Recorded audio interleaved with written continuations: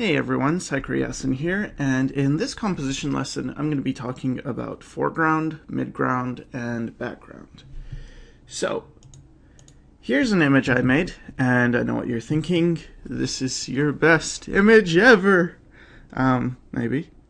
But what it's lacking is what a lot of beginner's work lacks, which is it looks flat. Everything is pretty much on the same plane. We have a horizon here, which is, just everything is kind of sitting on this horizon. So it's very flat, it's boring, it's not telling much of a story. Everything is just here. So let's see if we can make this more interesting. And I purposely tried to make a drawing that is not so technically impressive because I wanted to really highlight that this is something that at any skill level you can apply to improve your drawings. So let's begin. The first thing I'm going to do is I'm going to raise the horizon up. So just by doing this, putting the horizon higher, and I'm not completely satisfied with the placement because it's in the kind of in the middle of the page, so I might adjust that. But for now, just by doing that, I've created more space. It feels like, okay, this house is in front of the mountains and the sun, and these people too. So there's overlapping, and that's very important because now you're getting a sense of depth. So now we have at least a background and a foreground. So to get a midground, all you have to do is, that same thing, separate it one step further. And just having as many layers as you can in your image usually is a good idea because it creates more depth.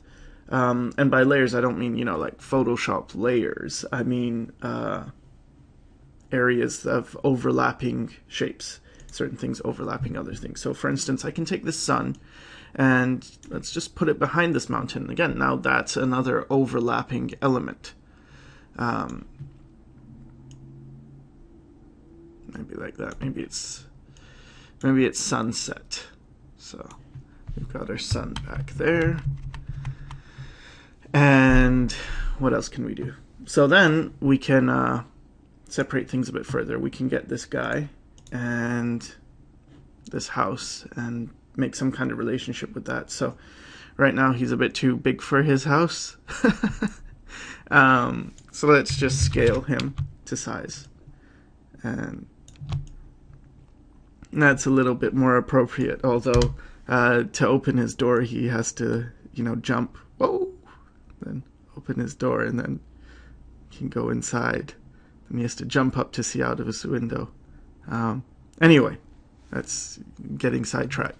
So, okay, so now he's in scale.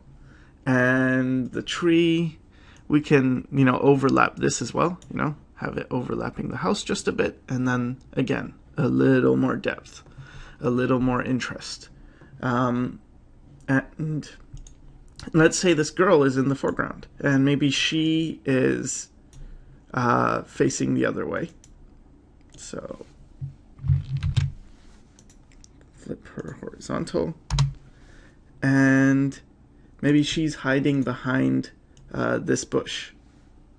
So you can make the bush bigger, maybe have that overlapping, and the girl can also be a bit bigger because she's in the foreground, and maybe something like that. So now we have a story. We have this guy, and looks like he's coming home, and it's sunset, and this girl is looking behind this bush, and this guy's not very happy. Maybe he doesn't like his job. But anyway, just having this separated like this, it's got so much more of a story to it.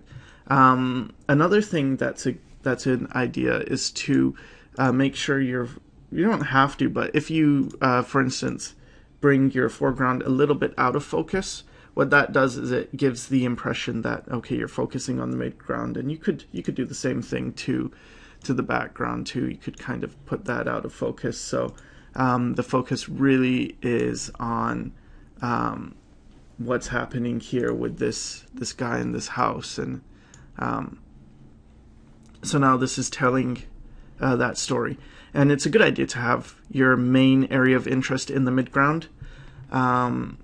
It just creates more variety, because then you have foreground that's not defined, and then midground that's defined, and then background that's not defined. So it goes, from undefined, defined to undefined. If you had the area of interest in the foreground, you can do that too, but then it would be defined and then undefined, undefined, right? So there's less change that's going on. But yeah, so try this in your own images to have a clear sense of things, in the foreground and the background, and overlapping shapes. Just going to lower that bush because it looked a bit weird, like it's floating. And the next lesson is going to be on